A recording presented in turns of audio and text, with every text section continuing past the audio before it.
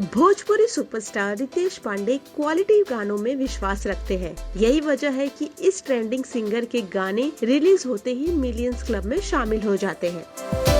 अब आ गया है रितेश पांडे का एक और धमाकेदार गाना रेड साड़ी। इस गाने में वह मेघा शर्मा के साथ गजब डांस करते दिख रहे हैं। गाने में मेघा की खूबसूरती के साथ उनकी लाल साड़ी की प्रशंसा हो रही है और रितेश पांडे गाते हैं रेड साड़ी में तुम मस्त लग रही हो। गाना एकदम बवाल मचा रहा है। मेघा शर्मा काफी ग्लैमरस दिख रही है। सोशल मीडिया पर रितेश पांडे के इस सॉन्ग को पोस्टर शेयर किया गया था, जो खूब पसंद किया जा रहा था। उनके फैंस इस गाने का बेसब्री से इंतजार कर रहे थे।